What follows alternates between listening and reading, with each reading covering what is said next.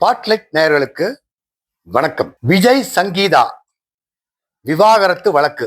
லண்டன்ல இருந்து சங்கீதா சென்னை வந்து சென்னையில இருக்கக்கூடிய ஐஜி ஆபீஸ்ல விஜய் என்னை கொடுமைப்படுத்தினார் அப்படின்னு சொல்லி ஒரு புகார் மனுவை எழுத்து மூலமாக ஐஜி ஆபீஸ்ல கொடுத்தா அது விசாரணைக்கு வந்தால் விஜய் உடனே வரவழைக்கப்பட்டு கைது செய்யப்படுவதற்கு கூட வாய்ப்பு உண்டு. ஏன்னா இந்த பெண்கள் விஷயத்துல வந்து சட்டம் வந்து வளைஞ்சு கொடுக்கறதே இல்லை. என்ன ஜீவனாம்ச கேஸ் பிப்ரவரி 24 அன்னைக்கு போட்டிருக்கிறாங்க அவங்க.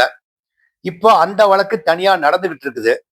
அதனுடைய வழக்கு ஏப்ரல் 20 விசாரணைக்கு ஆஜராக வேண்டும். விஜய் ஆஜராக வேண்டும்.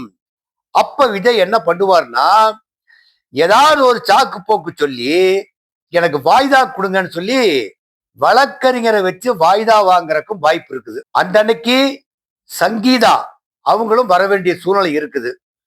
இப்போ அவங்களும் வர வேண்டிய சூழல் இருக்கிறதுனால அவங்க வக்கீல் சங்கீதா வந்தால், சங்கீதா வந்த உடனேயும் விசாரணைக்கு ஏப்ரல் 20 விஜய் வரவில்லை என்று சொன்னால் சங்கீதாவினுடைய வழக்கறிஞர் சும்மா இருக்க மாட்டாங்க. உடனே அப்படியே அழைச்சிக்கிட்டு போய் சென்னையில கமிஷனர் ஐஜி ஆபீஸ்ல ஒரு புகார் மனு கொடுக்கறதுக்கு வாய்ப்பு இருக்குது. என்ன புகார் மனு கொடுப்பாங்க?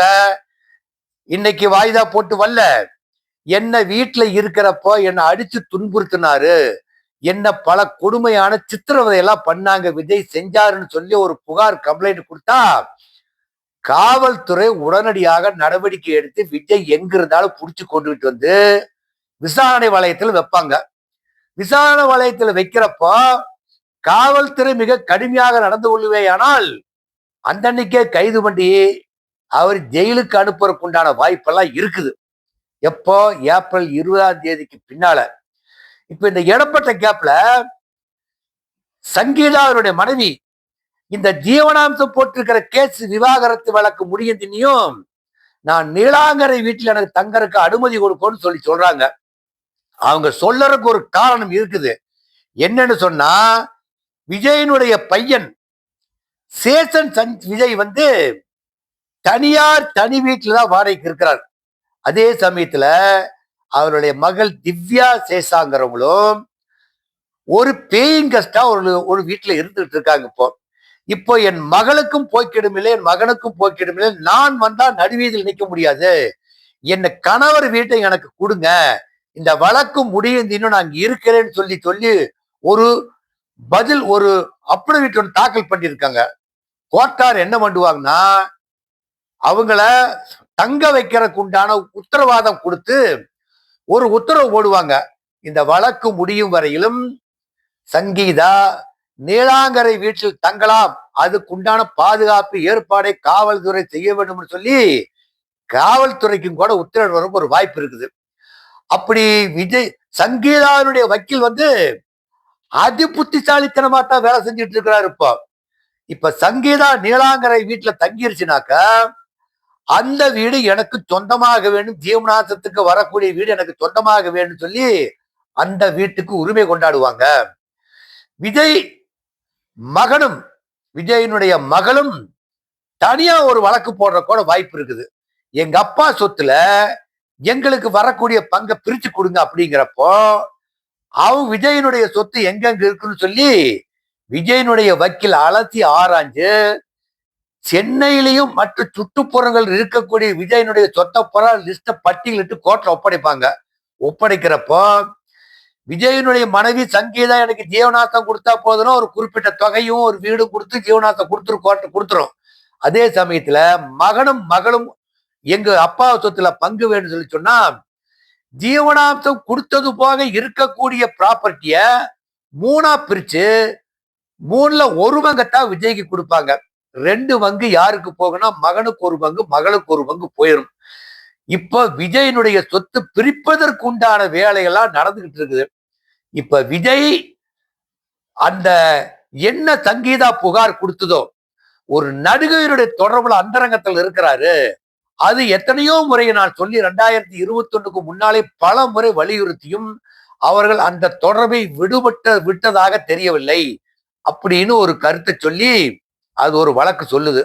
இப்போ விஜயனுடைய முன்னால என்ன நடந்ததுன்னு சொல்லி சொன்னா, பட்டினப்பாக்கத்தில் இருக்கிற வீட்டுல இந்த கொரோனா டைம்ல அப்போ விஜயனுடைய மனைவி சங்கீதா சொர்ணலிங்கம் அவர்கள் சங்கீதாவோட அப்பா சொர்ணலிங்கம் லண்டன்ல போயிட்டு திரும்பி வர முடியாத சூழ்நிலை. லண்டன்ல போயிட்டாங்க, ஆனா திரும்பி வர முடியல. ஏன்னா கொரோனானால இந்த பிளைட் சர்வீஸ் எல்லாம் கொஞ்சம் பாதிச்சதுனால வீட்டு விட்டு வெளியே வரக்கூடாது. கொரோனா டைம்னால வரவருக்கு உண்டான வாய்ப்பு 10-11 மனம் நின்னுது.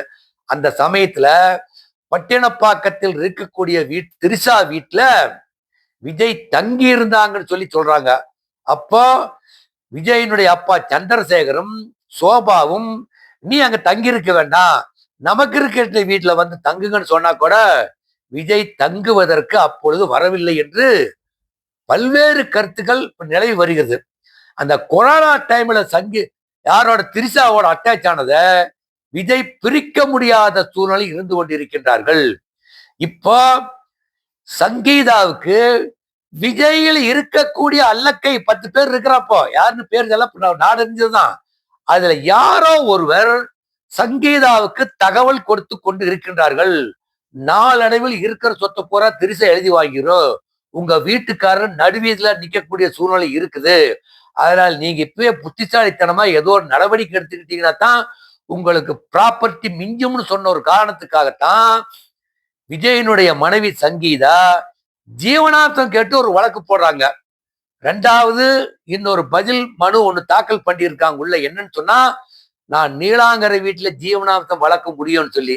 ஜீவனாம்சம் வழக்கு என்னதான் மியூச்சுவல் கண்டென்ட் போட்டிருந்தாங்கன்னு வச்சுக்கோங்க, 2 பேருமே சேர்ந்து நான் மியூச்சுவலா நாங்க 2 பேரும் விவாகரத்து வாங்கிக்கணும்னு போட்டாலும் கிட்டத்தட்ட அது 6-7 மாதம் 1 வருடங்களுக்கு குடும்ப நல வழ கோர்ட்ல நடக்கிறதுக்கு உண்டான வாய்ப்பு இருக்குது. ஏன்னா இவங்க வாய்தா போடுவாங்க, அவங்க போடுவாங்க, இவங்க வாய்தா வாங்கி அவங்க வர மாட்டாங்க, அவங்க வாய்தா வாங்கி இவங்க வர மாட்டாங்க. அப்படி வாய்தா போடுகின்ற பொழுது ஒவ்வொரு முறையும் லண்டன் போயிட்டு வர முடியாதுங்கிற காரணத்தை கோர்ட்ல அஃபிடவிட் தாக்கல் பண்ணுவாங்க. சங்கீதாவுடைய மனைவி விஜயனுடைய மனைவி சங்கீதா தாக்கல் பண்ணுவாங்க. அப்ப கோர்ட்டார் பரிசீலிச்சு நீங்க அந்த வீட்டுல தங்கிக்கலாம்னு கண்டிப்பாக உத்தரவு போடுவார்கள். கோர்ட் உத்தரவு மீறி விஜய் அங்க ஒண்ணு செய்ய முடியாது. அந்த வீட்டுல விஜய் இருக்கலாமா வேண்டாமாங்கிற ஒரு சூழ்நிலை, ஒரு குழப்பமான சூழ்நிலை ஏற்படும். விஜய் இருந்தாலும் இருக்கலாம், இல்லைனாலும் இல்லை. ஆனால் சங்கீதா அந்த வீட்டுல தங்குவதற்கு விஜய் தடை செய்யக்கூடாதுன்னு சொல்லி கோர்ட்ல உத்தரவு கொடுத்துருவாங்க. இப்ப சங்கீதா இங்க வந்துருச்சுன்னு வச்சுக்கோங்க, அவருடைய வழக்கறிஞர் என்ன பண்ணுவார்னா விஜய்க்கு சங்கீதா ஐஜி ஆபீஸ் கூட்டிட்டு போய் என்னை கொடுமைப்படுத்தினார்னு ஒரு வழக்கு பதிவு செய்யக்கூடிய சூழ்நிலை வந்தால் விஜயனுடைய நிலைமை மிக மோசமான சூழ்நிலையில் போகும். இப்பவே விஜய்க்கு என்ன ஊர் இவ்வளவு பிரச்சனை நடந்ததுக்கு பிற்பாடு விஜய் அந்த ஏஜிஎஸ் கல்யாணம், ஒரு சினிமா பட தயாரிப்பாளருடைய கல்யாணத்துக்கு, சுரேஷனுடைய மகன் கல்யாணத்துக்கு அப்படியே சங்கீதாவோட வராம திரிஷாவோட வர்றார். ஏற்கனவே பல நிகழ்ச்சிக்கெல்லாம் விஜய் சங்கீதா கூட்டிட்டு போயிருக்காங்க.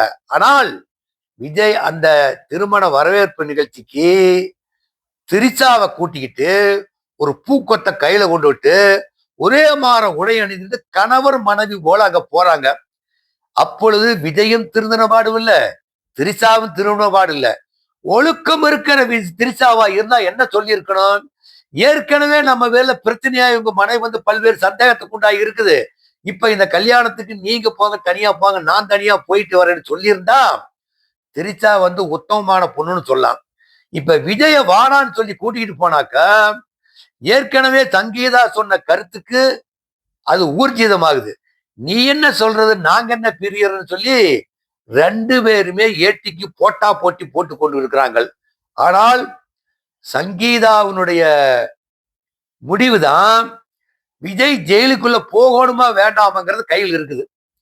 இப்ப இதையெல்லாம் கருத்துல கொண்டு சங்கீதா ஒரு வழக்க ஏப்ரல் 20ஆம் தேதிக்கு பின்னால வந்து ஒரு தாக்கல் பண்ணா, புகார் கொடுத்துனா, காவல்துறையில் புகார் கொடுக்கிறப்போ விஜய் அவர்கள் கைது செய்யப்படுவதற்கு 100% இருக்குது. அப்போ இந்த தாவேக்கா அணில் குஞ்சு, இந்த மதிலே எட்டி குதிக்கிறவன், இந்த மேடையில ஏறிக்கிட்டு இந்த பொம்பளைகள்லாம் பேட்டி கொடுத்துட்டு இருந்தாங்க இல்லையா, எங்க தளபதி வந்து எத்தனை பொண்டாட்டி நாள் வச்சுக்குவார், எத்தனை கூத்தியா நாள் வச்சுக்குவார் சொன்னாங்க இல்லையா, அந்த ஜம்பம் எல்லாம் அங்க பலிக்காது. விஜயினுடைய கட்சி 2026 வேணுமா ஆட்சி பிடிச்சு முதலமைச்சர் ஆகிற மாதிரி சொல்லிக்கிட்டு ஓம் சக்தி பராசக்தி திமுக தீய சக்தின்னு ஒரு பஞ்சு டைலாக போட்டுக்கிட்டு போனீங்க. அடுத்த நாள என்னாச்சு? ஓம் சக்தி பராசக்தி விஜயினுடைய மகன் சேஷனுக்கு திரிசா சித்தி, சங்கீதாவுக்கு திரிசா சக்காலத்தி, இப்படி பல பஞ்சு டைலாக்க பொதுமக்கள் வந்து சொல்லிக்கிட்டு உட்கார்ந்து இருக்காங்க. இதையெல்லாம் கேட்டுக்கிட்டு இருக்கிற விஜய் நம் மானங்கட்டு போய் இருக்கிறார் இல்லையா, கொஞ்சம் கூட வந்து உப்பு போட்டு சோறுதுன்னு உரைப்புங்கிறதே கிடையாது. கூட இருக்கிறவனா நல்லவனா சேர்த்து இருக்கணும். கூட இருக்கிறவங்களும் நல்லவனாவே எவ்வளவு நல்லவனா இருந்தா இந்த பிரச்சனை வந்தோன்னையுமே முற்றுப்புள்ளி வச்சுட்டு அடுத்த கட்ட நடவடிக்கைக்கு விஜய் இழுத்துட்டு போயிருப்பாங்க. இப்ப புத்தி ஆனந்தனாலதான் விஜய் அழிய போகிறார் என்பது 100% உண்மையாயிருச்சு. இத சந்திரசேகரே சொல்றார். சந்திரசேகர் என்ன சொல்றாரு? எங்கிட்ட இருந்து பிரிச்சுக்கிட்டு போனதே புஷி ஆனந்துதான். என்னுடைய மனைவிக்கும் எனக்கும் என் மகனுக்கும் தொடர்பு இல்லாம பண்ணினதுக்கு உண்டான காரணம் முதல் குற்றவாளி புஷி ஆனந்து, ரெண்டாவது சங்கீதாவுக்கும் அவங்களுடைய மகனும் மகளுக்கும் தொடர்பு இல்லாம பண்ணினது இந்த புஷி ஆனந்து தான். இந்த புஷி ஆனதுனாலதான் என்னுடைய மகன் இன்னைக்கு கேப்பாறு பேச்சை கேட்டு கெட்டு போய் இருக்கிறான்னு சொல்லி பகிரங்கமா அறிவிச்சுக்கிட்டு இருக்கிறாங்க இப்போ. நன்றி, வணக்கம். இந்த வீடியோ உங்களுக்கு பிடிச்சிருந்தா லைக் பண்ணுங்க, கமெண்ட் பண்ணுங்க, ஷேர் பண்ணுங்க, சப்ஸ்கிரைப் பண்ணுங்க.